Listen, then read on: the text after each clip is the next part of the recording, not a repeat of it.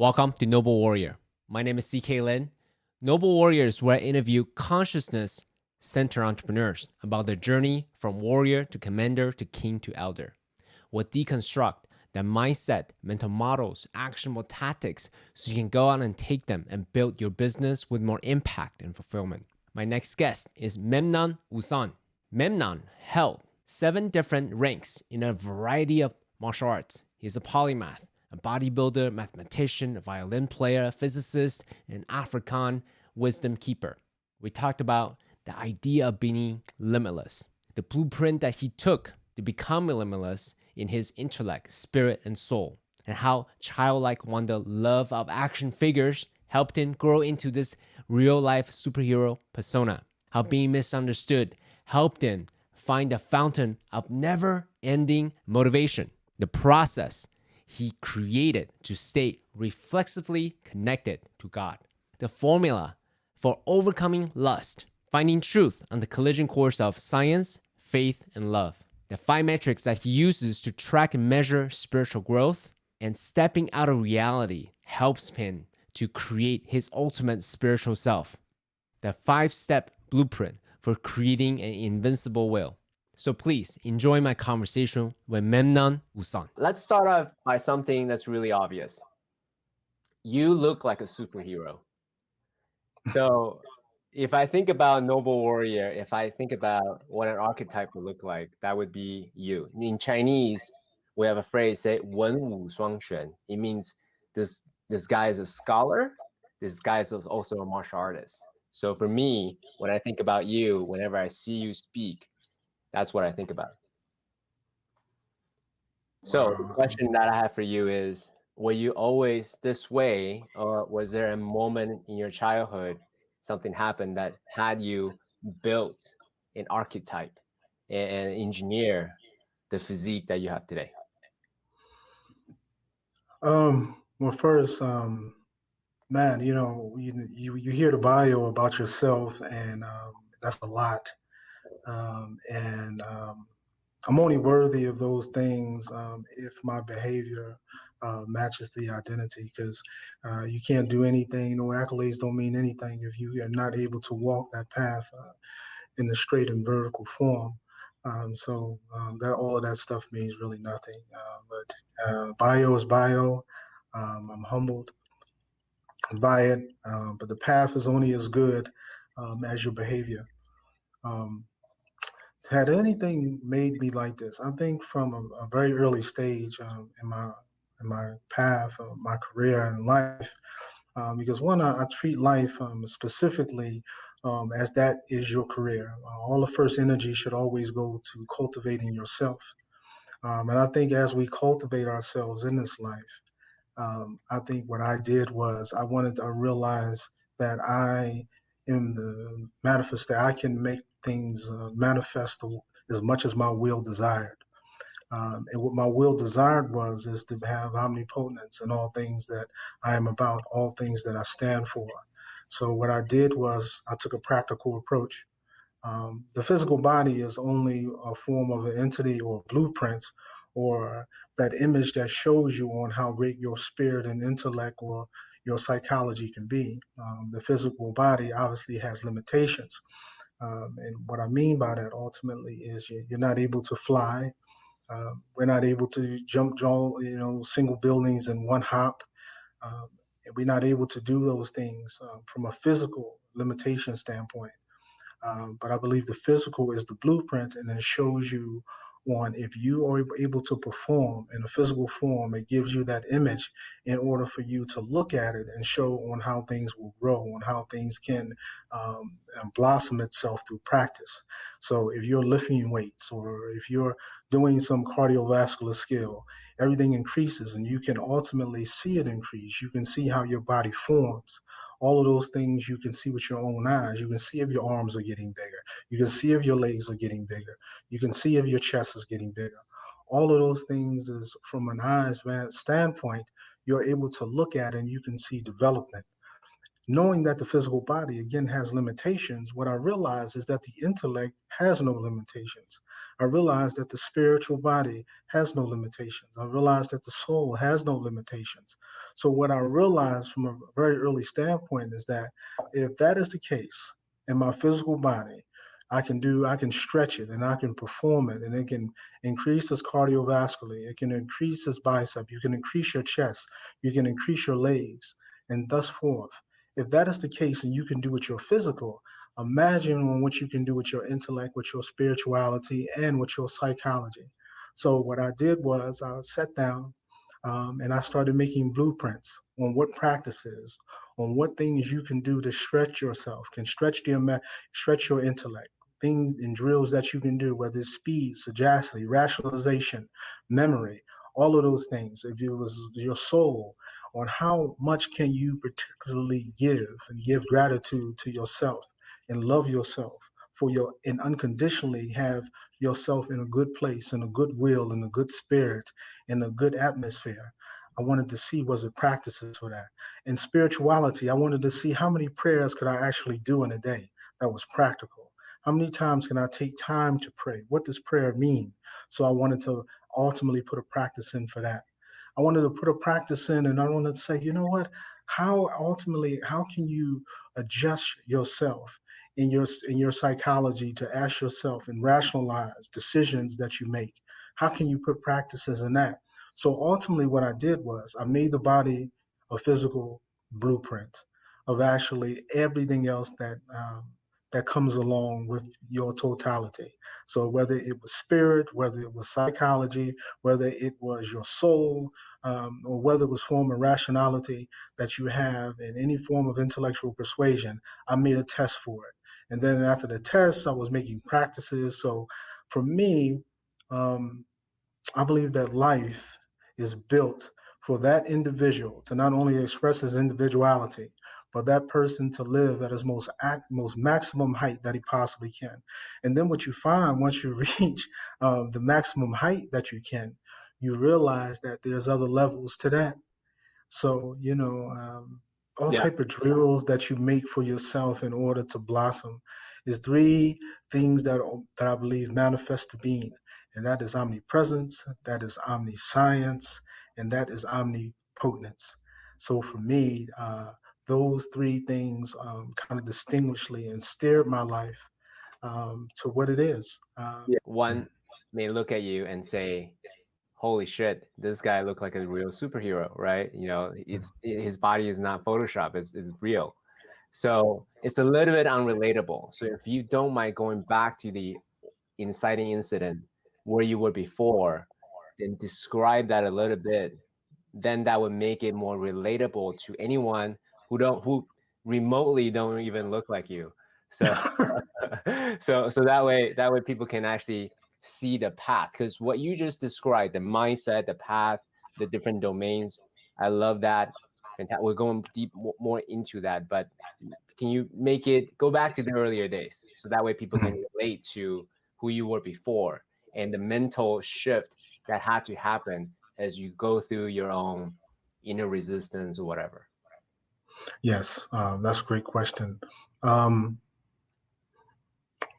One I was before was just kind of a growing young man, a young as any adolescence. I mean, you dream and you see superheroes and you aspire for those superheroes to have a little piece of them and let them be a part of you.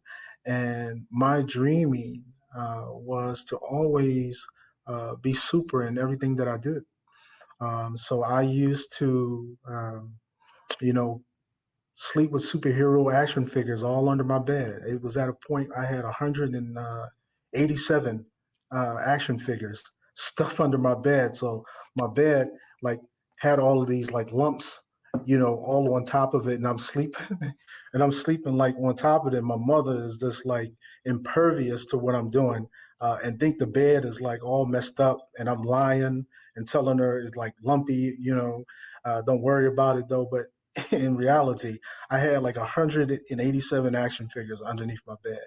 And I think from that mindset, wanting to be super in all things that I do, I realized that in order to really look like that, your body, from a physical standpoint, I had to be in the most, supreme shape that you can possibly imagine.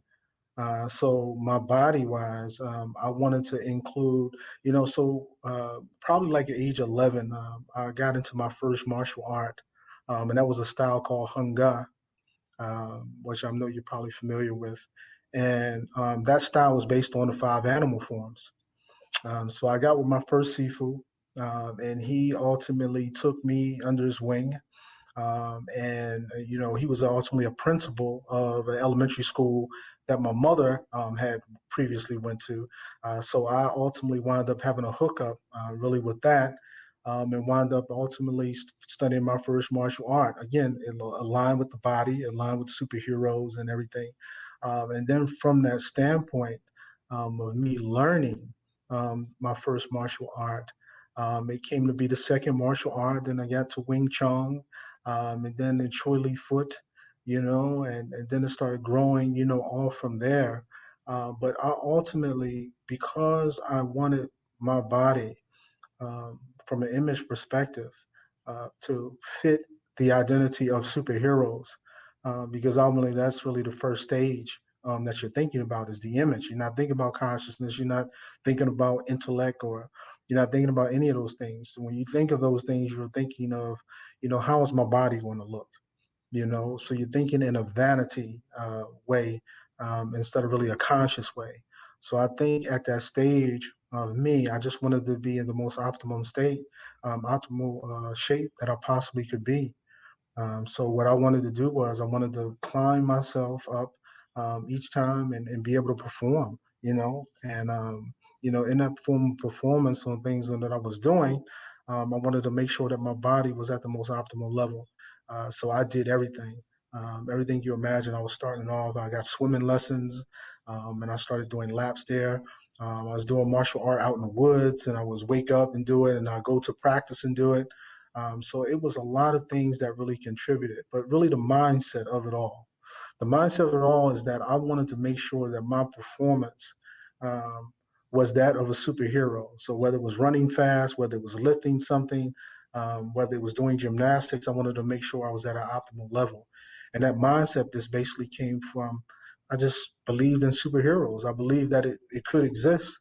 And, why wouldn't I believe it? I was a dreamer, and nothing could tell me different. I just knew that I can control that, and I just didn't let. I wasn't going to let anything stop me from believing in it.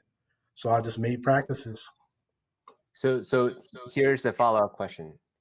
Mm. Um, that's extraordinary, especially at 11 years old. So how were you able to do that when perhaps your parents didn't understand you, your sibling didn't understand you, your peer group didn't understand you? It's really unusual to actually think like I want to do everything I can to embody this superhero image that I have in my mind. You know what? I think I cried a lot about that, as a kid, because I wanted my parents to understand me. I wanted people to understand me. I kind of put on this facade in high school um, of trying to be understood. Um, so I didn't, do it. It wasn't I guess it wasn't a really, it wasn't tactful because I didn't think when I was doing it, but it was willful because I just was doing it because why not fit in? You know, you don't want people to see the real you sometimes. And I think I was at that stage where I was like, man, I'm just too weird, man. You know, ain't nobody going to understand this type of work ethic. Is nobody going to understand, what my beliefs are.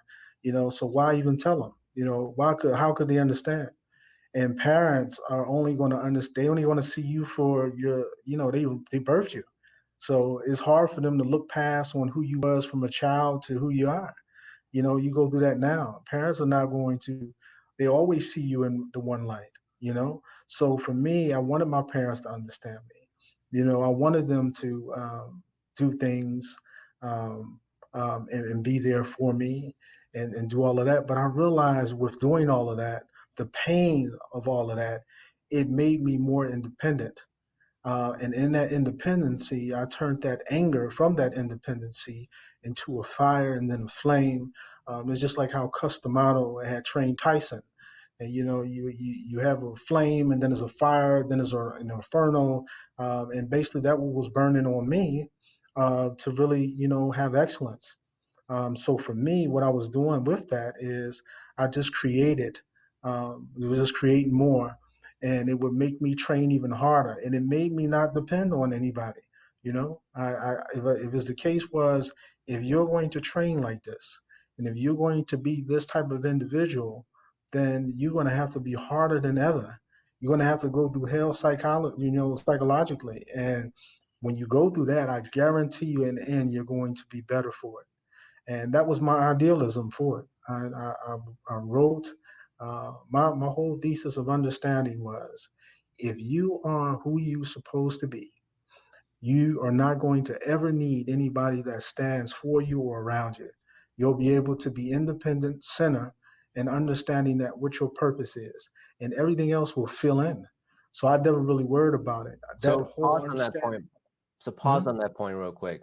That in mhm. itself is also a unusual mindset. I think you're right. It's accurate. We come into this world by ourselves. We're gonna leave this world by ourselves. So ultimately, we are sovereign beings, and this is our own individual journey in the collective whole, right? However, most people do yearn for that support and understanding from others. So how did you shift into that mindset of, I'm here, this is my journey, I'm going to do whatever it takes, and no one else is going to, sway my sovereignty? I think it just came from just having a belief in yourself. I mean, and there's steps to that, right? Because the first stage is you're saying to yourself, okay, I'm going to go through this right now, and nobody understands me. Nobody can even get on what I'm doing, on how I'm doing it. There's no way they can understand it. So you're saying that to yourself. And then the other half of that is you're saying, if they can't understand me, how long can I sit in a corner about it? How really long can I sit in the corner about it? And then you sit in the corner, and then you try to understand it. And then you know what winds up happening is you get stronger. And you get stronger again. And then before you know it, you have grown layers. And then you don't worry about it anymore. And then what winds up happening is you have created a new strength upon yourself. You have created a new dimension upon yourself. You have created a new path, you know, for yourself. So for me, it never really was about um, having people understand me or being around me. I think I thought about it in essence to a certain point and to a certain distinction at one time. But after a while, um, and this is just telling you the reality of it, it's just you don't care about it any longer, and you grow new strength because of it. So I think what happened, which I know what happened, is once I realized that I didn't have anybody that was going to understand me, it helped me get stronger. And then in that strength, just like any muscle, if you work it and you know how to perform and be there for that muscle, what winds up happening is it grows. And then it grows, and then it grows some more as long as you keep working on it. And before you know it, you're not really you're isolated in your own consciousness, and you don't have any form of dependency on worrying about on whether people understand you or not. You'll understand that at all times that is always about the performance of yourself. And if you're really happy with yourself, I always tell people, I say, before you even get in a relationship, or before you even, and it takes time to know this, but before you get in a relationship, before you even ask someone for marriage, you have to first have matrimony for yourself. You have to first put the ring on yourself.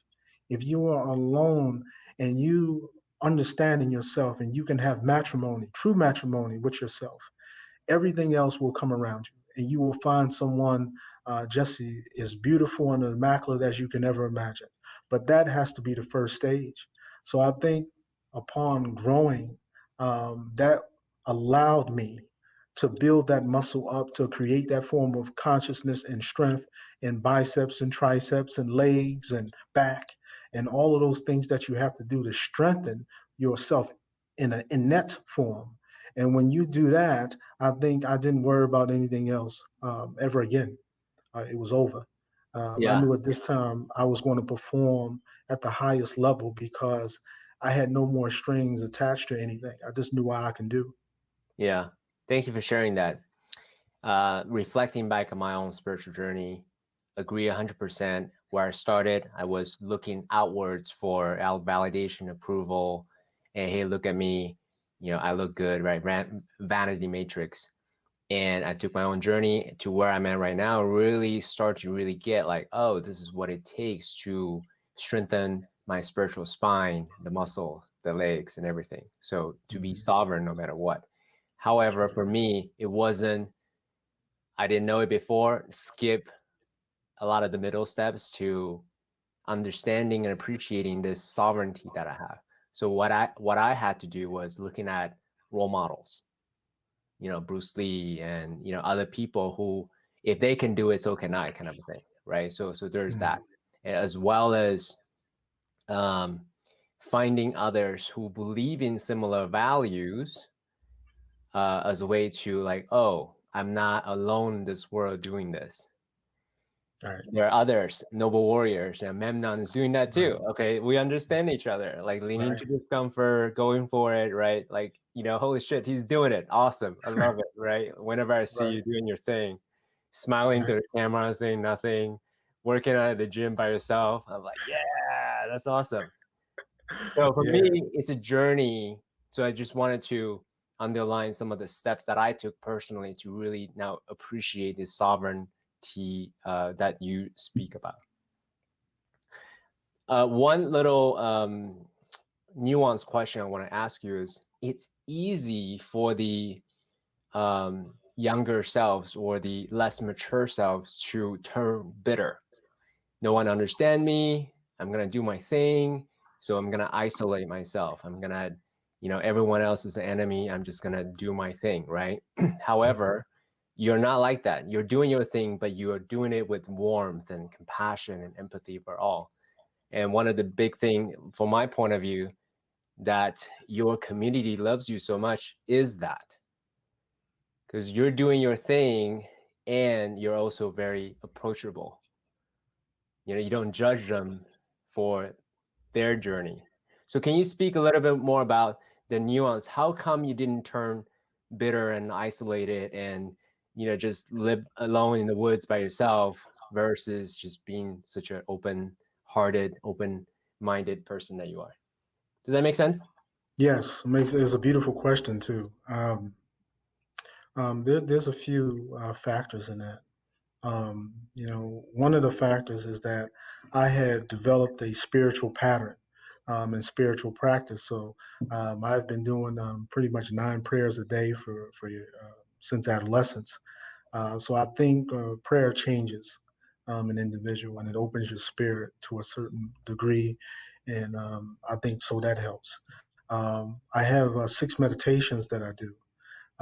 It's around 3 now, but I used to do 6 meditations as well. So the meditation part and the adherence of it, um, I think, also put its head, and helped me out tremendously. Again, from a soul spiritual, because you got to go in and then come out. So I think that did its part on helping me out. The big part, because all of them have their part on it. But I think the big thing is just when you're defining character, and I believe that man is an ultimate role model. Everything that he does, how he walks, how he speaks, his actions, his inactions, his response, all of those things, man is built to be never disconnected from God or the source or whoever one feels is the ultimate. So I think there's no disconnection in that. So because I thought there was no disconnection, and you are living a God life, and you are living in that God form because you are then connected from an umbilical standpoint. You're never disconnected from that source. I thought that there is an appropriate for me to have any other attributes other than God. And that because I thought that, and because I believed that, and because I lived that, I realized that there is no possible way in any shape or form, through the prayers, through the meditation, through the belief system, that ultimately I'm connected to the source at all times. And believing that man is the role model for the world and has to be. As you embark on being your leader to your household and to your nation, I believe that it is completely unacceptable. And it is in no time and in no form can a man behave inappropriately at no time. So for me, By the way, being when you say better, man, do you mean gender or man as in human being? I mean, both. So it could be men as in because as a man, I believe that, and as a being, because I don't believe we're human beings. I believe we're God beings. I don't believe in the human part whatsoever. So, from a God being perspective, I believe everyone on the earth, man or woman, you are here to be a role model and be able to define the light within the world, and to bring that light upon your next person and your nation. So, for me, I wanted to make sure at any time, and again, you don't want to do things. Let me give you an example, right? Like you don't want to do things, and you go out on a date, and you like somebody, and you take them out for a date, and you're doing all of the things. You opening the door, you're giving them the roses, and you coddling to the highest degree. You're on your best behavior. I always believe that how can that best behavior be permanent? Right? How can that best behavior be consistent?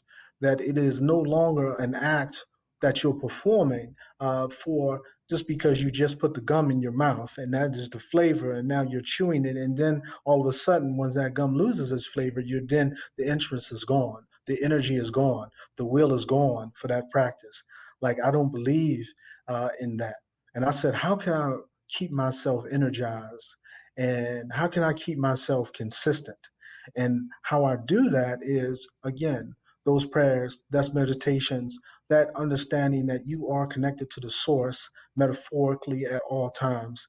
So when you do things like that, it is completely inappropriate to have yourself at any time, in my belief, to be nothing less than the most immaculate role model that it can possibly exist in all forms of totality. So it was very easy for me because I just believed in that. And so bitterness, belligerence, anger, greed, envy, lust, all of those behaviors that will fall upon the human being, I don't believe fall upon the God being. So for me, that was very easy because I always picture myself as being the God being with God practices, again, metaphorically. So there is no way, even in any iota, for me to be able to have any of those form of bitterness or any form of derogatory attributes whatsoever. So Mm, that's basically, on how I live mm, and the mandate that I set for myself. So it mm. made it pretty much impossible. In order to do things like that, you got to create a stimulus within yourself that everything you can do is a reflex, it's not an act.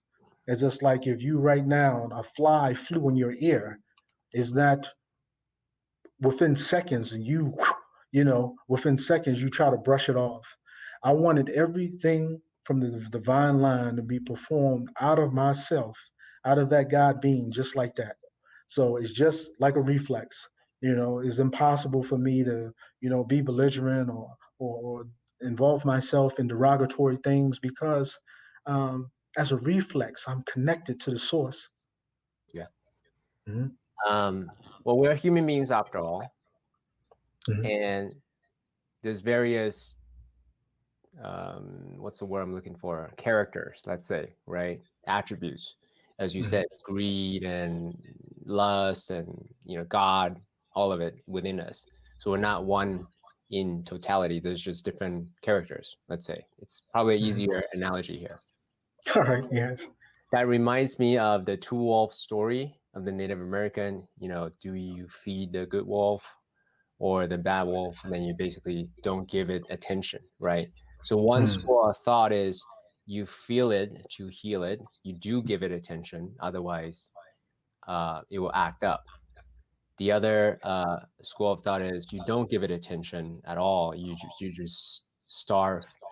You don't let it take over. So I'm curious to know your point of view as you practice, as the negative charges arise within you, as the thought or the feeling of belligerence, lust, greed, all these things that show up. How do you manage the internal state? Does that make sense? Makes a great question. Absolutely. Um, I have a conversation with it.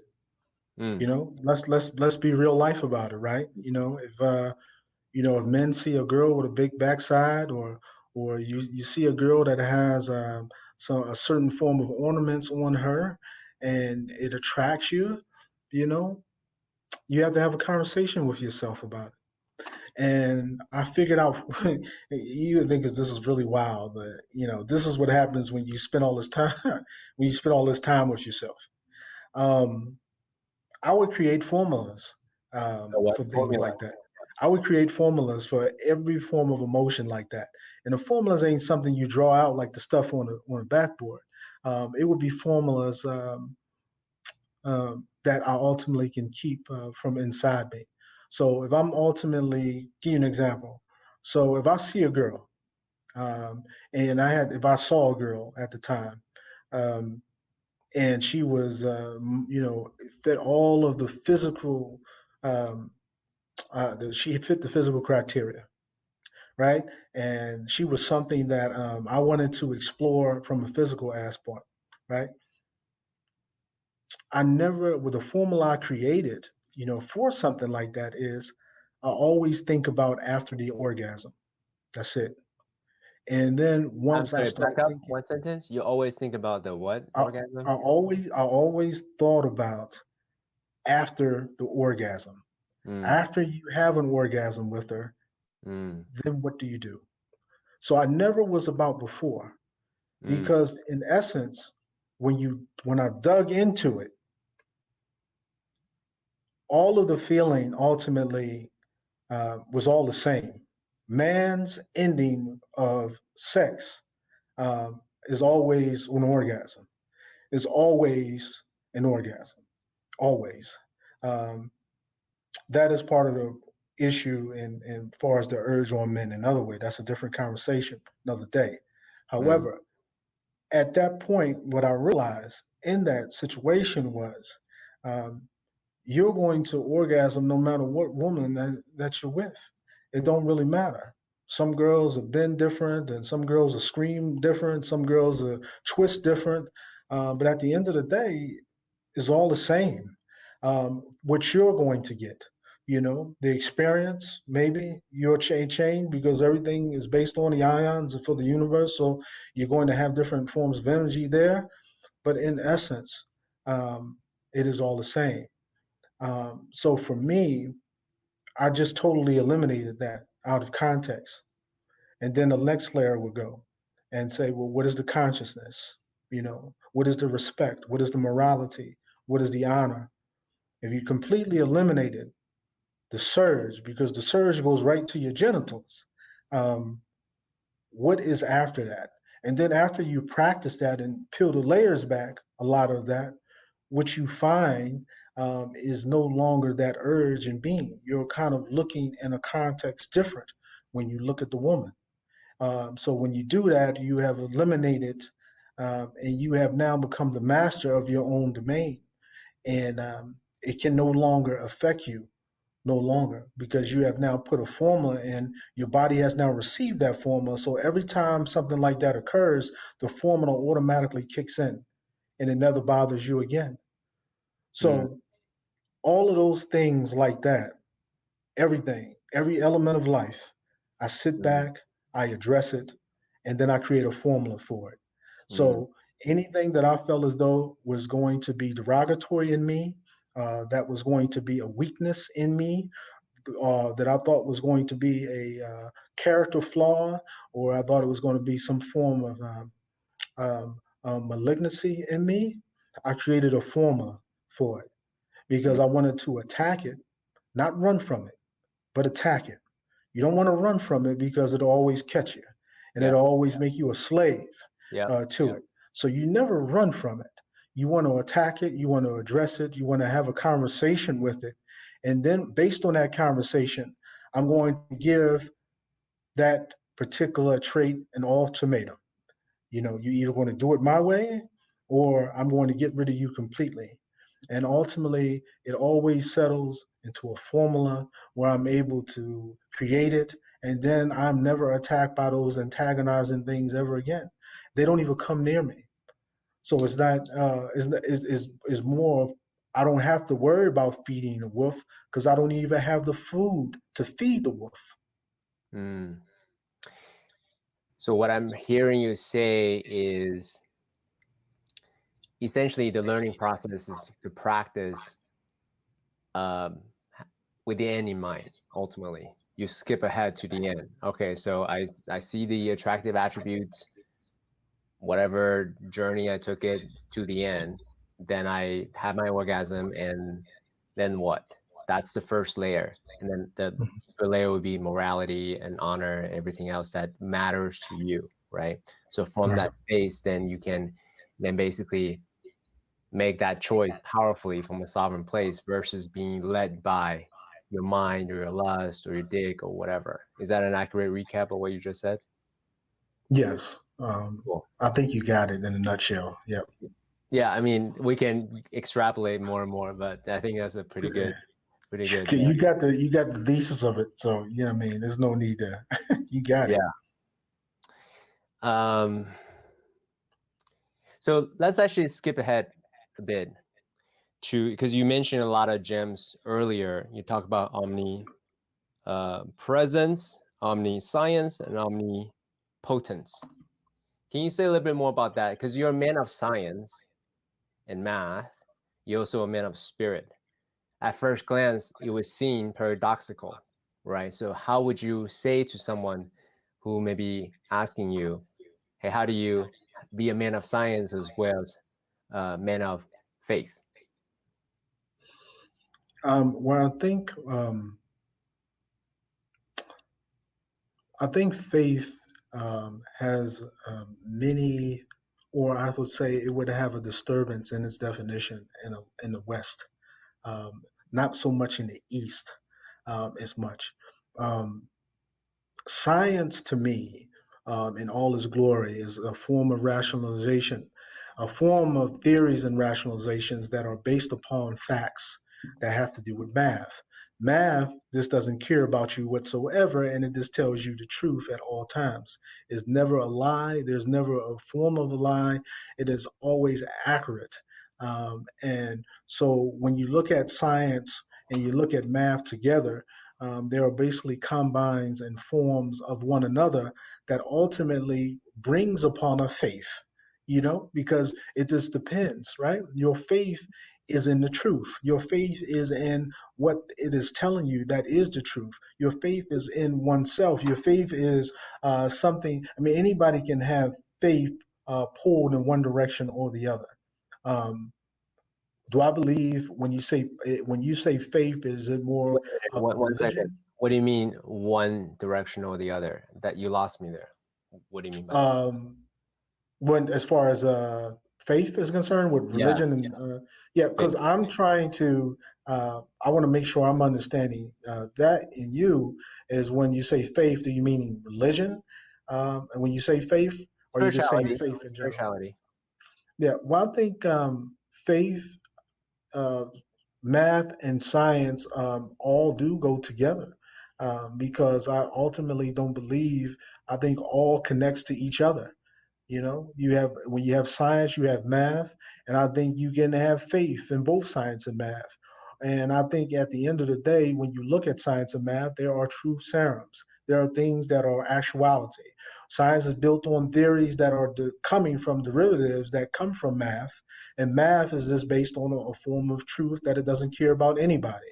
And I think when you're looking at faith from a spiritual context, faith has to do with things that probably science and math can't necessarily see, because faith sometimes is just like, hey, I went through this.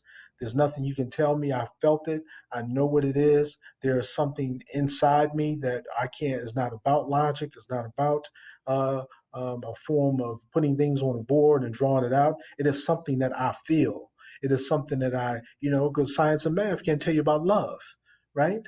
That is something that you have inside of you. You can't draw out what in science and math what love is. However, that person feels it. That person can explain it most of the time. And something science and math can't have. But do I think they collectively go together? I do. Just because I believe that all of them are tied equally with each other. And in some form of reason, you can have all three and they can all work together. I think they all three of them do want to work together. I don't think it is separation in that. I think people have a tendency to say is either or, right? You either like LeBron James or you like Michael Jordan, right? You either like Kobe Bryant or you like Kareem Abdul-Jabbar. It's always one or the other. There's never like, you know what? Why can't I like LeBron and Michael Jordan? You know, why do I have to distinguish Kobe Bryant from Kareem Abdul-Jabbar or Wilt Chamberlain or etc. Right? You could think how everybody always tells you you can have one or the other, or you have to separate it. I just don't believe in a separation. I don't think it has to be. I think that's part of human fallacy. Again, being the human being, is because you design on trying to make sure you fall into that human element, and that human element sometimes is very detriment to how we live. Most of the time, it is detriment, I believe, on how we live, because you're tied into these isms and these dogmas that go out that really does not expand the being into its highest level. So I think in essence, when you're looking at these things in particularly, I don't think you can separate faith, science, and math. To me, they all go together. They all have a purpose. So I don't think you necessarily have to separate them, because I think they all are collision courses that all run into each other. Yeah, that was very much the leading question. There's a lot to unpack there. So to me, science is consensus reality. Is if you can, based on data, repeat the phenomenon, that's a indicator of quote unquote science, right? And faith or spirituality is, as you said, subjective reality based on just one's subjective experience. There's not necessarily data that could back up my subjective reality other than my own subjective reality. That's the way how I delineate the two. So I'm curious to know from your point of view, because as someone who's devote his life to the pursuit of excellence, of what's possible, right? Quote unquote, being a superhero, right? Being this God spirit being. What do you, this is going to be a crude question, but how do you know you're advancing spiritually? Like, what do you measure? Is it a subjective experience? Like, as you go for this perfection, as you said in other podcasts that you've done before, what do you measure as a way to track your progress? It's a great question. There's a few things that you measure. The one thing that you measure is when you're doing your prayers, are you making your mind focus the way you want it to focus? Meaning, can you really control your thoughts within inside your mind? You don't need to control your thoughts. You can let your mind go, but are you one controlling your thoughts? Second thing is what you're asking for, is it manifesting? Is one of the things manifesting inside your prayers? Or is it now coming alive? So that's another one. Another one would be, am I still getting angry at the things I used to get angry about? Is there a point now when I am looking at the same subject or the same abrasion hit me? How do I react to it now? Do I just laugh it off? Do I smile? Do I understand? You ask yourself those questions. Another thing on how you know your spirit is growing is your forgiveness. Are you able to forgive your parents or forgive your family or forgive that friend or forgive things that happened to you in childhood? Um, are you there? Are you able to smile about it? Another thing that you know your spirit is growing is when you see your ex girlfriends or your ex mates. Are you able to give them love and want the best for them, and love them unconditionally and want them to be beautiful and wish them well in new success with their new mates? Um, do you care more about individuals when you see them? Do you cherish your time when you see them? There is a ton of things that I can list and run down. The bottom circle to all of this, though, is how you measure spirit is always upon the individual. But from a global perspective, when you're measuring spirit, you're looking at your encompass, the compass within yourself on where your conscious was from when you begin your journey to where your conscious is now, to now where you stand in the present journey. And if you still are at the same level, and you're eating the same, you're talking the same, you're angry and you're not forgiving, and you can't hold your thoughts, and you're wishing bad upon people, and you're doing things that's vulgar, and you're doing things that are unconscious. I would say that your spirit is not moving as forward as you possibly can. Because I believe when your spirit is pure and it's clean, everything that's foul and derogatory will leave you. Mm, It will be not a part of you anymore. It would fall. If you had helium and you was holding a balloon with helium and you was rising up and you was going up in this balloon and you had all these things attached to you, the higher you go up, you'll see a lot of those things fall off of you. Because why? They can't take the altitude that you're going to. So all those things is going to fall straight off of you because they can't deal with that air any longer. They can't breathe what you breathe anymore. They can't see the things that you see right now. And they can't compress themselves to have the oxygen level that you have for yourself. So in that aspect, when you're rising, and you're rising, whether it's consciously or subconsciously, what's going to happen is things that are no longer for you are going to fall off because they can no longer survive on where you're going and where you're at. mm. I appreciate that. Let me do a quick recap. Mm. So what I'm hearing, yeah, let's use another metaphor, is the muddy water metaphor. How do you clean up a cup of muddy water? The way you do that is by continuously pouring more and more clear water, and at some point the muddy water would be clear. So essentially is what you're saying.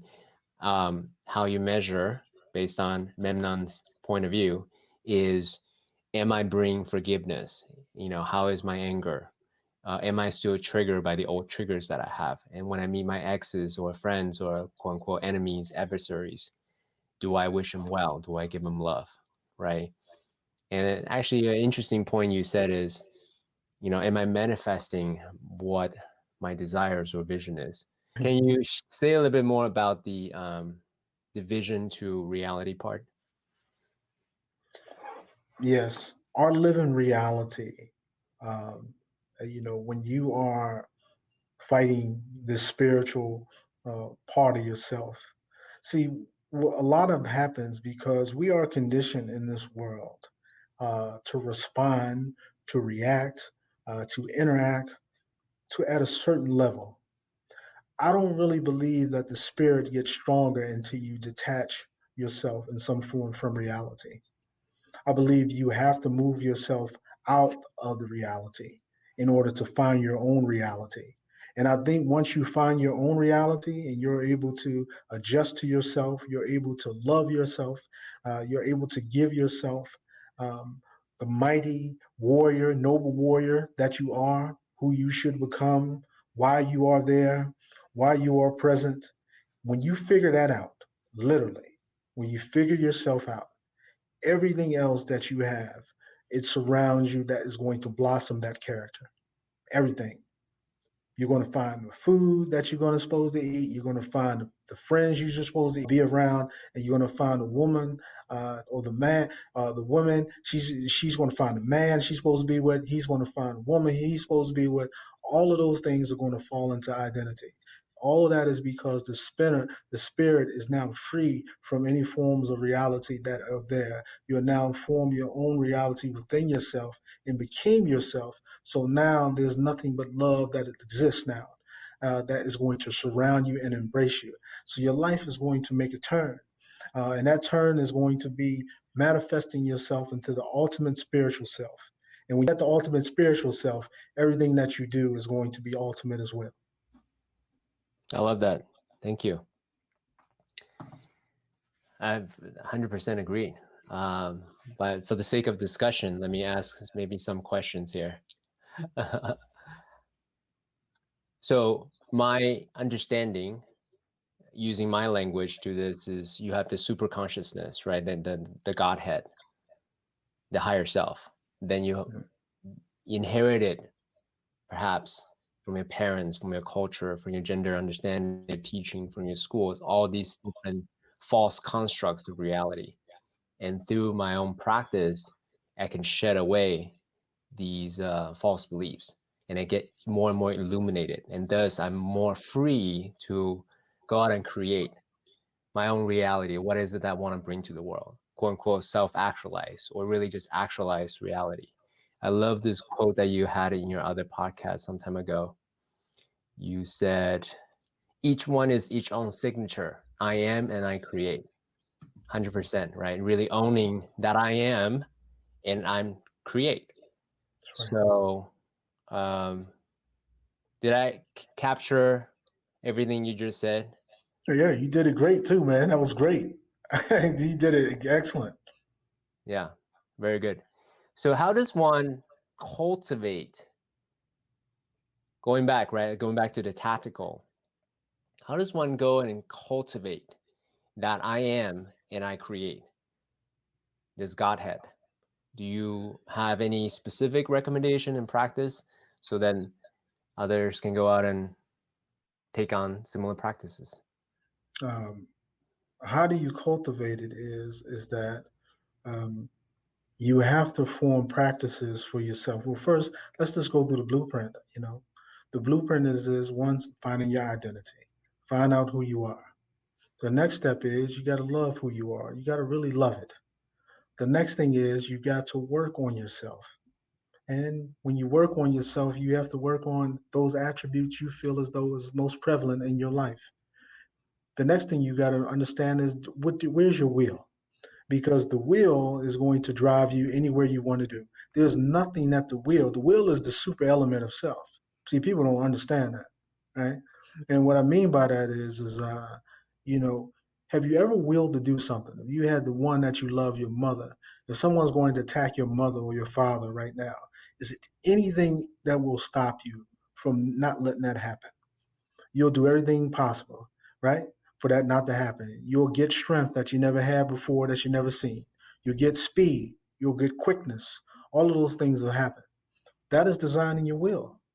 And if you really understand the will and you have a relationship with it, if you take that fire that you was going to attack somebody with and you would stop them from doing things to your parents with, if you're able to put that element inside of yourself and manifest that into all elements of yourself, you'll realize you will have energy and you will cultivate that into everything that you do. And that is what makes you really inventable, because you, if something really wants to happen and your will is there, it's going to happen.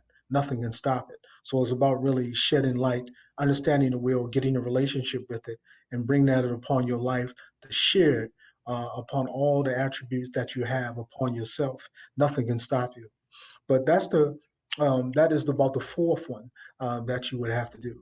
The fifth thing you ultimately have to do is you have to now structure practices together, and you have to align them.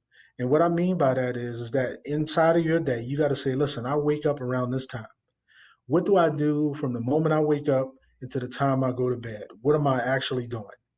And if you're doing in your day and you're not cultivating yourself in some aspect, meaning you're not learning something, you're not working on a body part, you're not working on your mind, you're not doing anything for your spirit or your soul, you're not doing anything for your intellect or your studying, right? You could do all of that, right? What did we talk about the last one, right? The last one was will. So if your will is there, right, all of these things happen. And you know what we talked about prior to all of this is building those muscles up. All of these things build yourself up. It builds your self identity up. It builds yourself as a culture.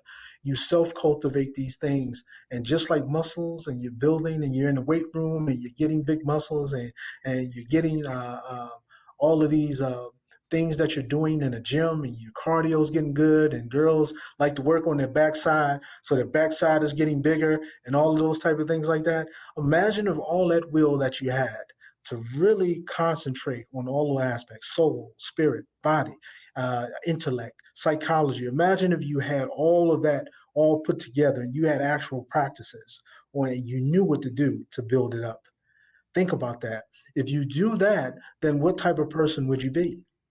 You know, a lot of things, see, is all due to whether you're going to do it or whether you're not. That really is all that matters, right? There's nothing that can stop you. If you know what to eat and you eat something different, that's you. If you know where to go, but you still go somewhere else, that's on you. If you know if you're supposed to wake up at this time and you don't, that's you. If you know you're supposed to go up and you're supposed to not hang around a certain people or person, and you still hang around that person, that's all you. So when you get down to it, is there anything in this life, anything whatsoever, that you don't have control over to create, to manifest, or to wheel out or innovate? There's nothing. So if that is the case, they are the most prominent things for you to work on. It's not your body, right? It's good, Lady love it, right? You can lay down and she say take it off, and she like to show, and it's all good. And it could be good, and the fellas like that, but they have a body, but they can't fight. You know, all of that stuff is all good, right? But the real essence of everything is all things that are not really seen, right?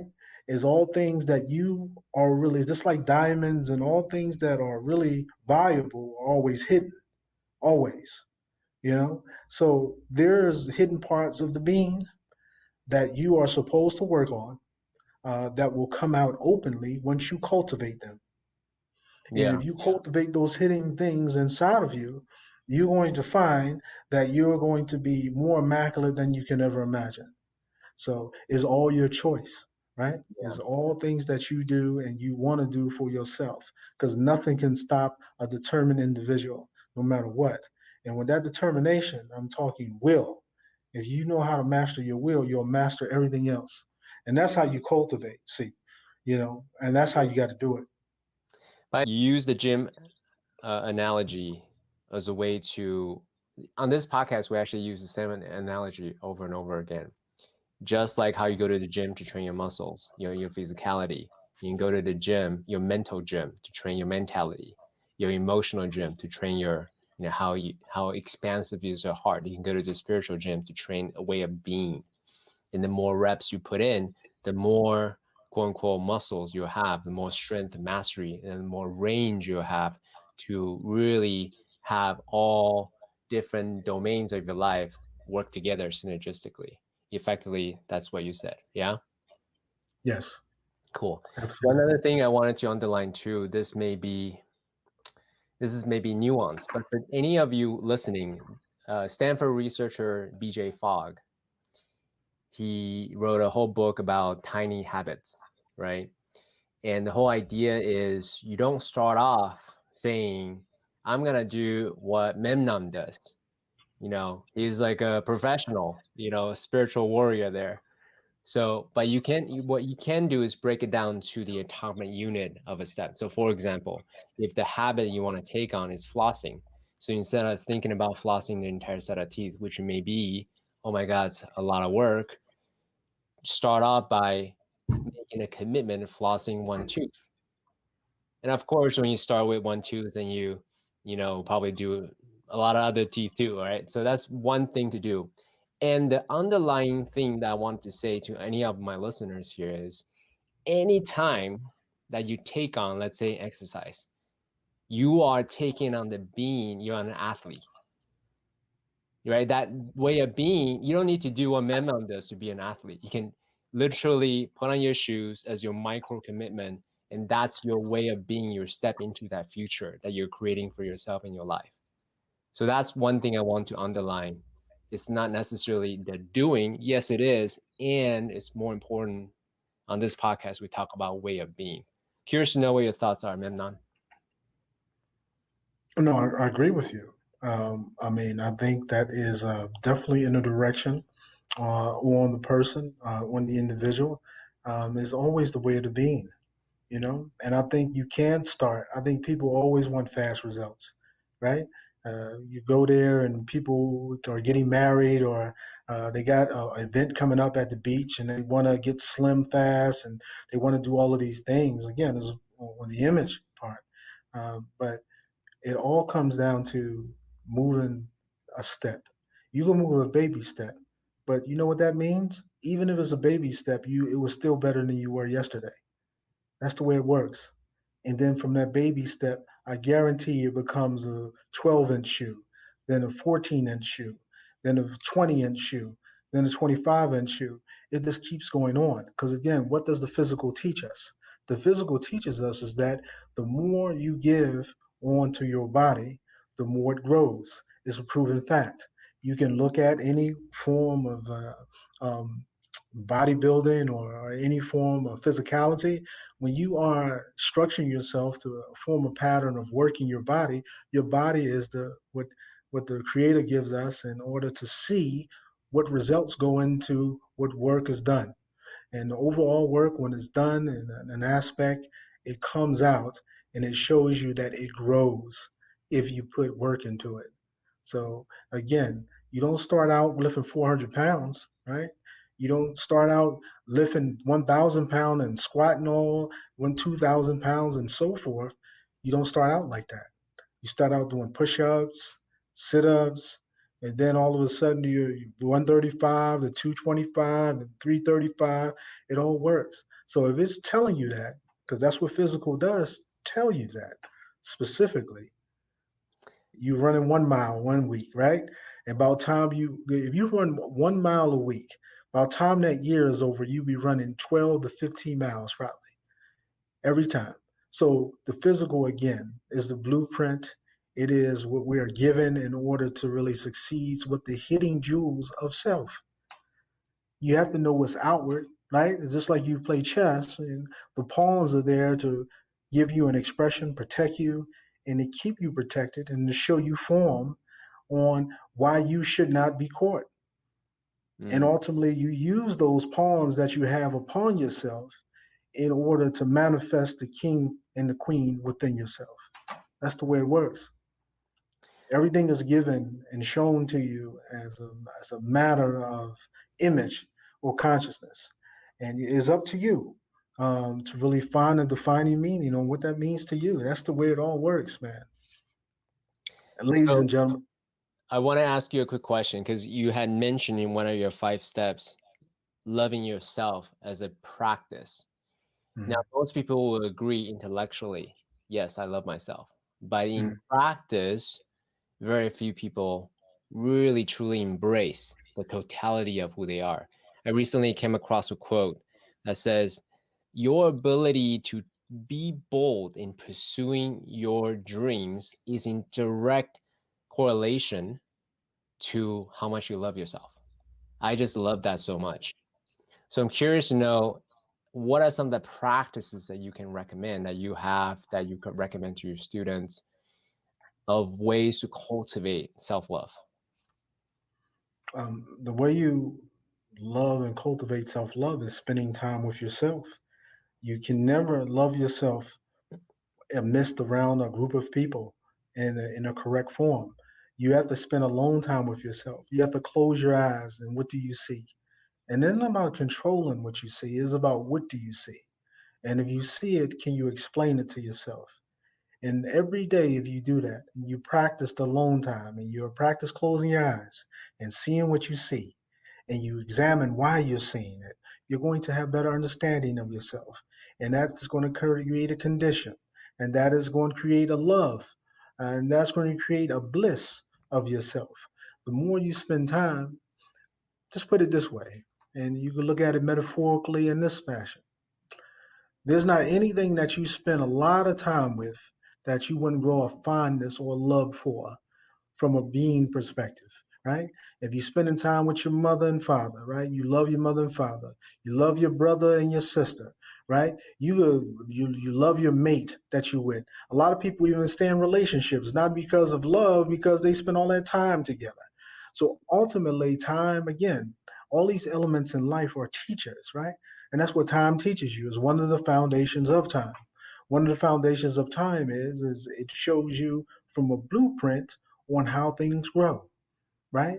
You can look at time and you can see how things grow. And one of the things that grows in time is a fondness, an affection. It grows most of the time. People can be at jobs that they hate, but because they spend time there, they are attached to it.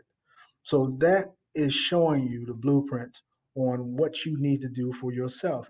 Imagine if you took all of that energy that you give for things that you don't like as much into something that you should love, which is yourself.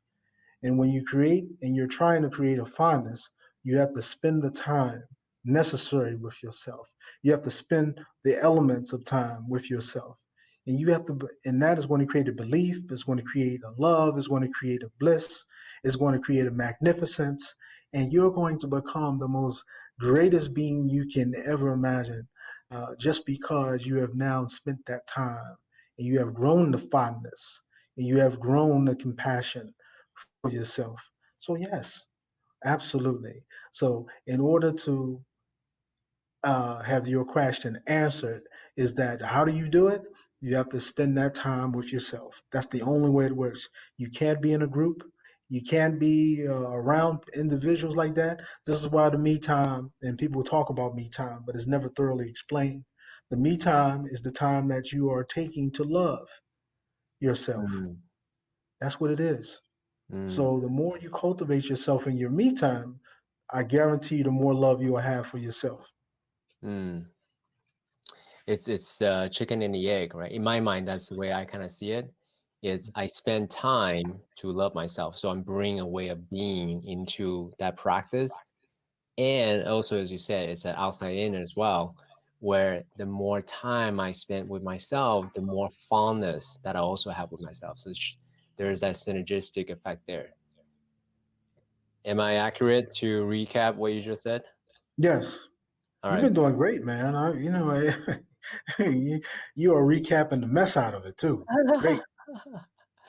So one thing I want to ask you this question, because in the very beginning when we started this podcast, we had talked about what is it that we want our younger selves who Mhm. may be going through their dark times right now, who may be struggling with whatever life challenges, relationship challenges, business challenges, physical challenges, spiritual challenges, perhaps to lead with. And we want them to know that everything is good, you don't need to worry, and it's okay, right? So say a little bit more about, let's see, how do I contextualize this question? Because you have your intention, your purpose in life is to embody what's possible, right? So you do a lot of different practices, you set a lot of different goals as a way to manifest that. A lot of people would have a self-esteem roller coaster ride. If they achieve a result, they're awesome. If they didn't achieve it, they're shit, right? So, what would you say to those, perhaps our younger selves? I certainly did attach my self-esteem to whether or not I meet my own expectations. Anything you want to say about that? Um, Man, that's a lot. A lot, I would say, man. Um, when I look at the adolescence of me, I would say um, really to him is be yourself. You know, um, Don't worry about anything, because even though you're going to become something that we always dreamed about you becoming, um, I want you in this moment in your time right now to ease yourself and just to be who you are. That's it. We did it. We actually did it. Everything that we talked about in the basement, everything that we talked about in the fields, everything we talked about in our room, everything that we did, everything that we wanted to happen, it, it is now become. You have become, because of you, um, in this path that you are on. We have manifested everything that we dreamed of always being. We've done it. We really have. I wish you could see me. You know, I wish you can see where we live and see, all of the things we dreamed about, uh, for our character, our dignity, on how we stand, on all the attributes that we talked about in tears. You know, all those people that didn't believe in you, it's okay. All those people that didn't understand in you, it's okay. We have now become all of the things that we have engineered to happen. So I say to you, yeah, it's okay, man. It's okay, and um, love more. Um, you're going to meet some beautiful people. Uh, you're going to have a wonderful life ahead of you. Um, I want you to just to be yourself and believe in the path, and be happy and keep doing what you're doing. And I'll meet you there. You Mm, know, that's what I say, man. thank you. I feel a lot of love for younger version of Memnon right now. Yeah. The reason why of that is that I didn't really have a lot of that structure on me, man. You know, I don't come from one of those. My father and mother, they've been together almost 50 years now. So my parents are wonderful beings, man. Wow. But I didn't. My parents never understood. It's not like I can go to my parents and talk to them about philosophical reasoning of the universe, and you know what I mean. I could show them some advanced calculus and say, "Pop, check this out. This is actually, the syntax of, when you put this in physics." And my dad be like, "What?" Like, you know what I mean? Yeah, so it's not like you're going to, talk to your parents about what you are and what you believe in structure.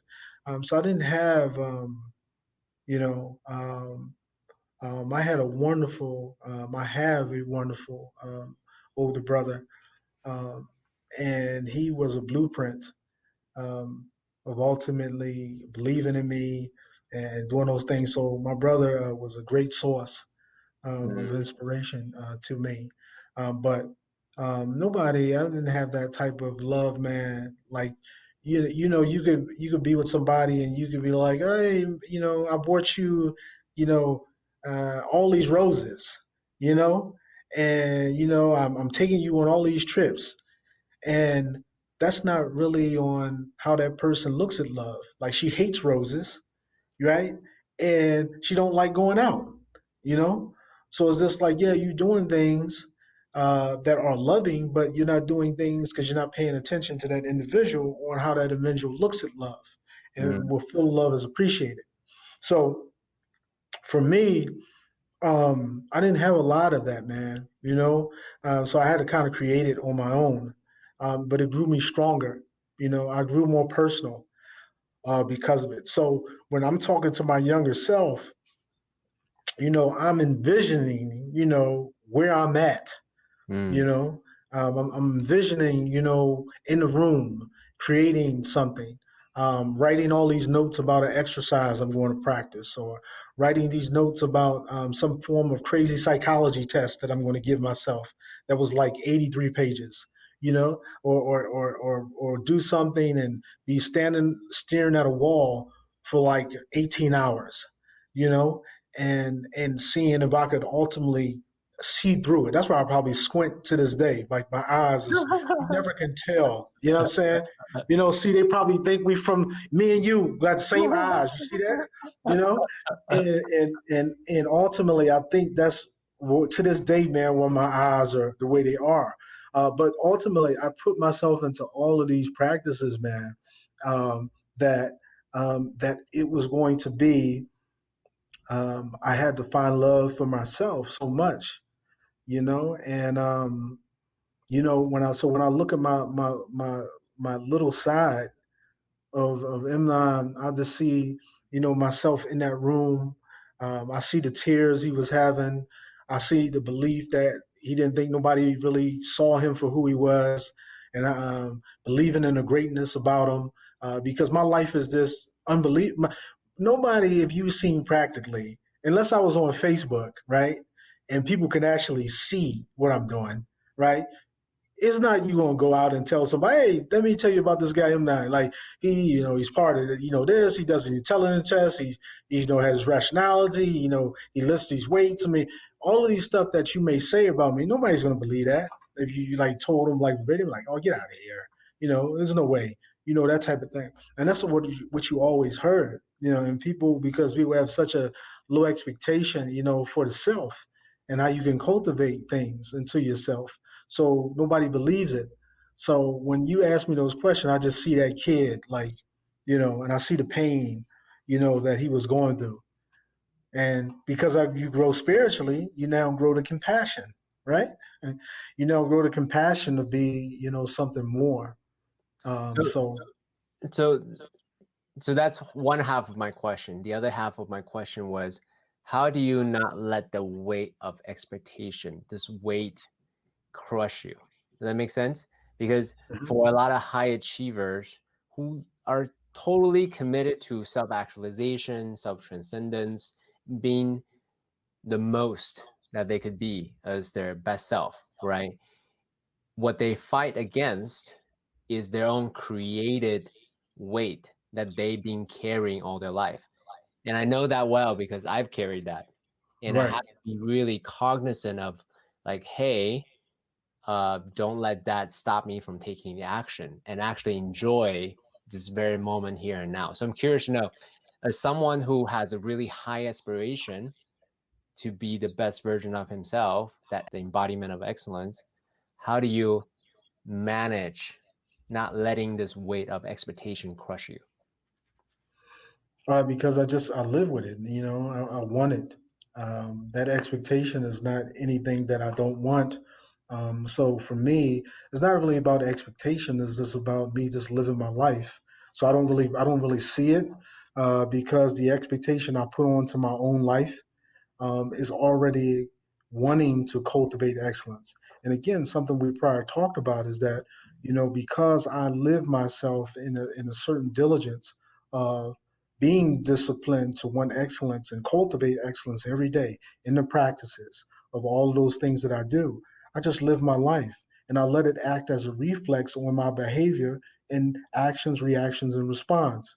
So for me, it gets really easy. I don't really worry about the outside entities of it because I know from a very pivotal point and a very center point of myself is that I expect those same expectations out of myself. And I refuse to give anything less than that. Mm, So I'm committed. My will is driven and ultimately is in line in every vein in my body. So it mm, makes sure that everything that I do, every form of act, I perform. mm, Everything that I speak, when I walk, talk, all of those things are forms and come from that will pouring mm, into those veins. So almost as a reflex, I'm going to want excellence in all of mm, those things. So it ain't about what other people are expecting out of me. It's really on what I'm expecting out of myself. And ultimately it just happens to be a match, mm, because people have now seen me now that I'm out in the open, and Facebook and social networks can ultimately see this. I want them to be able to see it so they can ultimately have and drive themselves to the highest level. So it's an expectation, for myself. I want them to have that. They should. Mm, Man is to be the role model of life, mm, and you should expect me at all times to never disconnect myself from the umbilical of the source, uh, mm, and have that God life. That is an expectation I've always put on myself because that is what I live. mm, So it's just like if you have a culture and you're living that culture, and somebody is expecting you to live that culture, you like, all right, cool. I'm living it anyway. So it is mm, not like your expectation is anything that alters my reality or mm, mm. alters on my form of living. This Yeah, is what I do. You yeah, it's know. not a performance you're putting on. This is who you are, and then you're sharing who you are to the public. I get that. And then also in between the line, what I'm also hearing is this. You have surrendered your ego to this devotion of excellence. So it's no Completely. longer is that you're shaking your head Completely. completely. No, I'm saying completely. Um, I You cannot live life with the ego involved. I don't believe, and I didn't. You're not. I didn't really grow. I don't think it's true growth until the ego leaves you. I don't think you can totally become everything. You could become some things because we live in a society that appreciates and applauds ego. Um, some people, a lot of people, too many people, applaud the ego. Um, but um, the ego um, is just a form of cog that is uh, stands in the way of your natural self and of your true self. You can never fully become. You can never meet the woman of your dreams. You can never meet the person or the mate who you're supposed to be with. You can never have the friends that's going to bring you to omnipotence. You can never get on programs like this, you know, and you can never have um, the total you can never have a total competency in yourself with the ego involved. So I released it completely. I don't want anything to do with it whatsoever. And part of that reasoning on why and was that is that I've never believed on really doing things for money and all of those things like that. I have totally um, given myself uh, to the source Mm, and living this life only to find the pages in history. So mm, people can now just look back. That is my currency. People can look back and say, you know, there was a person that lived, and in that life, that person was able to show his will into these aspects of life and form a totality and form practices in order and show the world that you can always be all things. There's no selective. There's only the objective in which you give yourself. And in that objective, you can use your will to turn your life into whatever you want it to be and manifest whoever you want it to be. And you could be a total, complete being and live your life in any fashion, super or non super, that you want. And mm, I choose super, and that is what I do. And that is because that is where I'm driven, and that is what my life purpose is for me. mm. And that is not even about anything else except living on who I am. And it just happens to be that. But you have to let go ego before all of that can really come to fruition. Because if not, you're always going to be stuck and you're always going to let people guide your spirit instead of you guiding your spirit. There's a lot I can say there, but I'm not going to because I know that our time is limited. But dude, I can talk to you for hours. Yeah. One thing I wanted to ask you about is your learning style because you are a polymath and polyglot, and then I, you that's definitions that people have given me, man. I don't believe in no title except Memnon. That's just how people describe me. But I man, you are what you are. Okay, so it's all good. So I appreciate how humble you are. mm, So I'm curious to know because if, in terms of learning, because I'm a lifelong learner as well. I'm always a student, no matter what, lifelong student. Um, one school of thought is go deep. Focus on one niche, go super deep. And that's the path of the Nobel laureates, right? They just go super, super deep. And one other path is where follow your curiosity. So if you're curious today here, you're curious today there, follow your curiosity. How do you learn? What's your philosophy around learning? Well, I have 9 books. I practice 10 minutes on each book every day, 10 or 15. And I have a new syllabus each month. I believe that one should, most of his time should be cultivated and study. So I don't have any TVs in my home. I have around 5,030 books now, 30, a little over 30, just all libraries in my home. And I believe there are 2 ways you learn. Well, there's multiple ways you learn. But from this aspect, you learn one by reading and cultivating your reality through those texts, and then learning new things, experimenting with yourself, and then reading the book of yourself. Um, there is the What do you times mean by that? always Reading the book of yourself. What does that mean? that means when you close your eyes, there are thoughts that's going to happen automatically. If you close your eyes right now, right? Anybody close their eyes, you're automatically going to think of something. Those thoughts are, I believe, part of the consciousness in the pages of your consciousness every day. And I think as you practice closing your eyes, spending time reading those pages of consciousness in yourself, you're going to find out more about yourself. And you'll notice if you do that a lot, you become more at ease with yourself. You become more at ease with cultivating the structure of who you are. You become something more. And that's the way it happens, by reading your pages on who you are. Everything that's in your head is telling you a story or is telling you something that you should know about yourself. So that is reading your pages about yourself. But I think I have a study curriculum and a new curriculum each month, where I take 9 books within my book bag every single day. And I have a timer on my clock that I have. It will run from the first minute. So ultimately, I have my phone and it stopwatch on it. I'll click it the minute my first prayer is in the morning, and I'll let it run all day. And then certain hours of the day, I look at my stopwatch and I know I have a prayer, a meditation, or I have my study time. I take 10 minutes each book, and for any book that I don't finish, because I'm pretty much good on speed now as far as reading wise.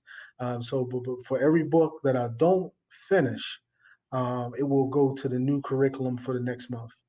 So, as far as learning is concerned, I believe learning is constant.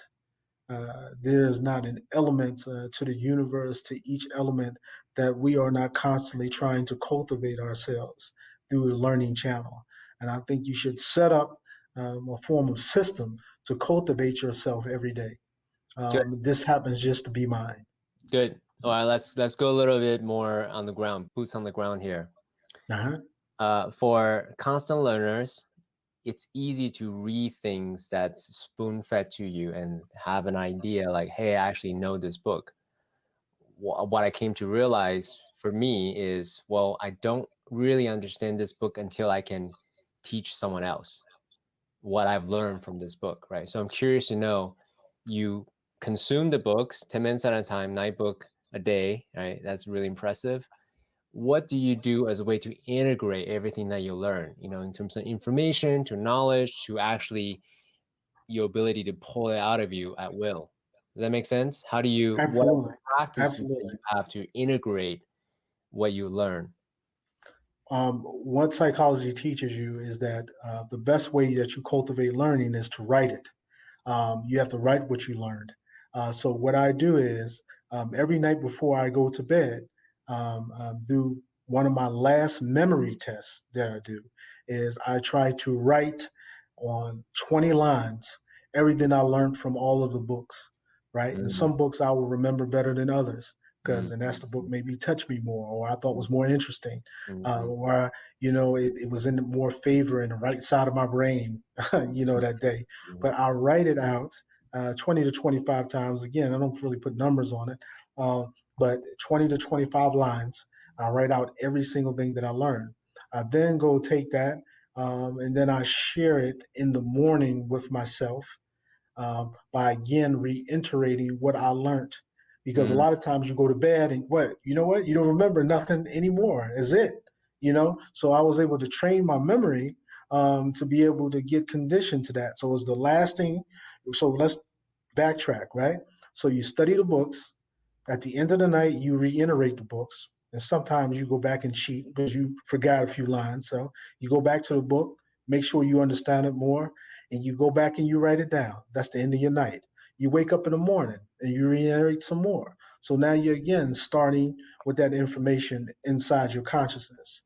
So when you do this a number of times, what winds up happening is, again, like those muscles we always talk about, right? You're building up your memory muscles. And you'll get at a point, if you work your memory good enough, is that you can see something in a flash and you can remember every single number.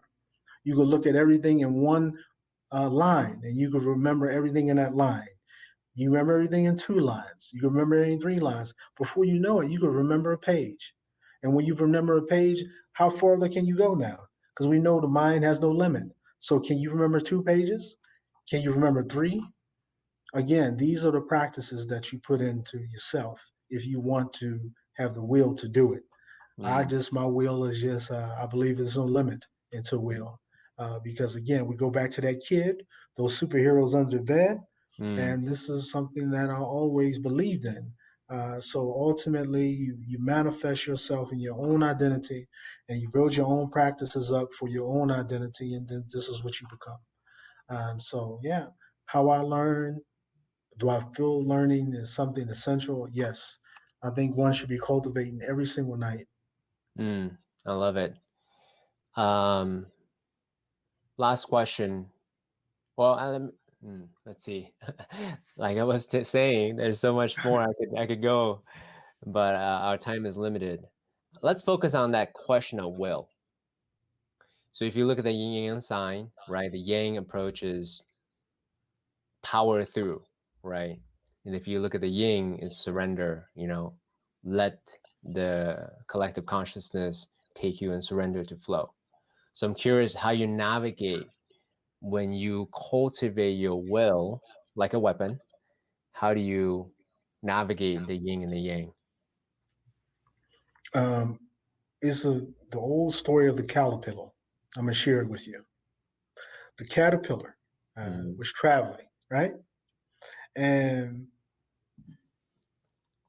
all of the animals uh, were seen as caterpillar and running. So the elephant asked the caterpillar, hey, you got 1,000 legs. How do you walk with 1,000 legs? That's like crazy. How do you do that? And the caterpillar said, I don't know. I never even thought about it.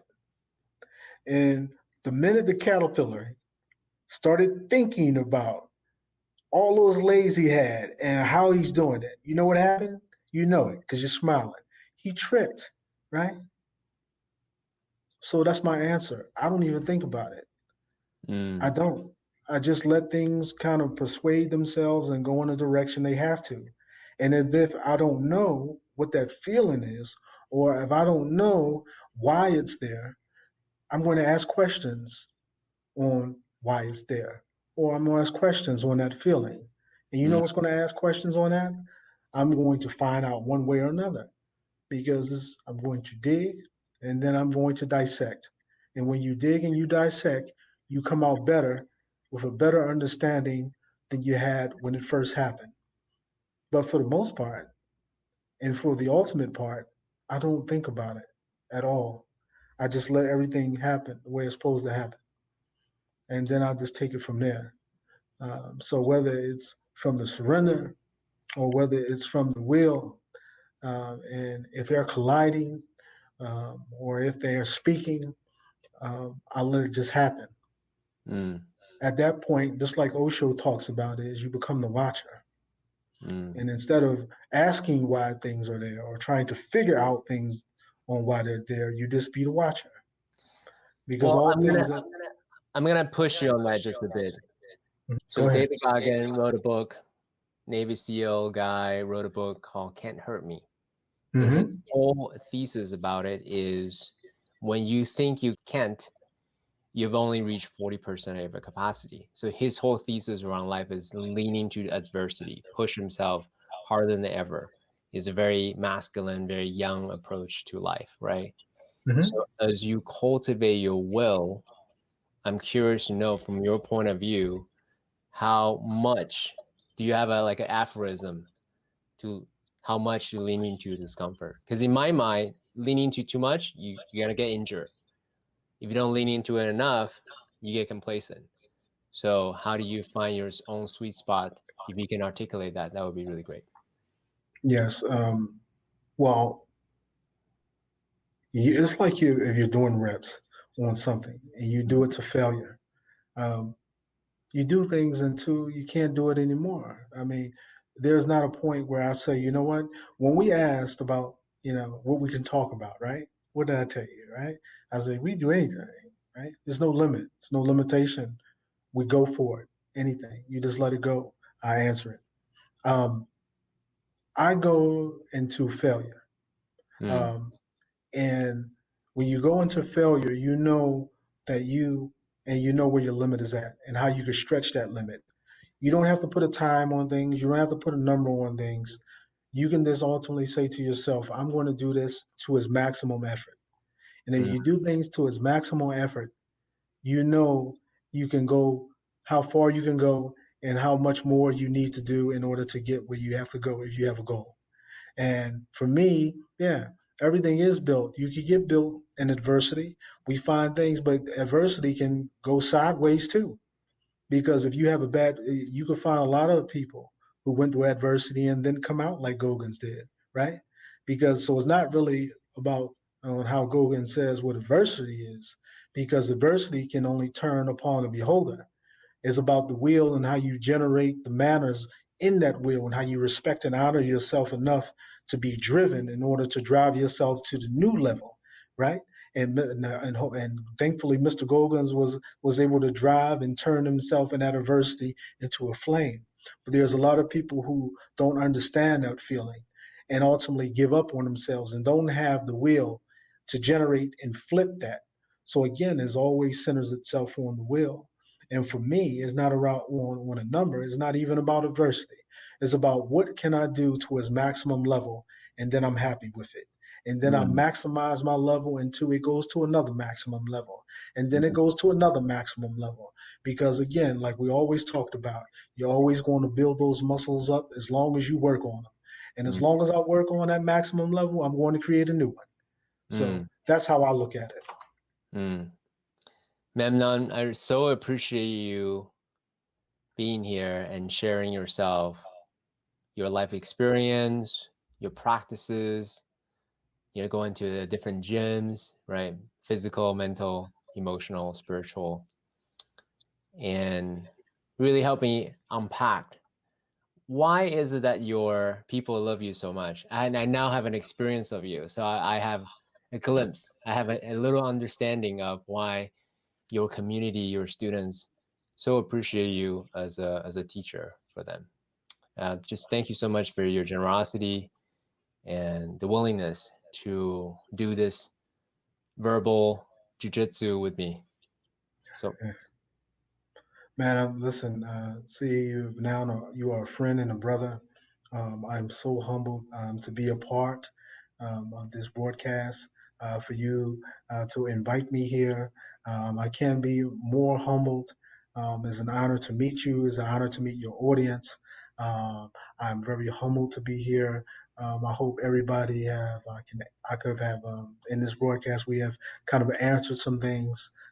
This is a most magnificent host. And I appreciate you, man. I appreciate your surroundings. I appreciate your culture, your background, your story, your broadcast, everything. And I look forward to us talking again. can't wait. Until next All time. right. Take care, brother. Absolutely, man. Take care, brother.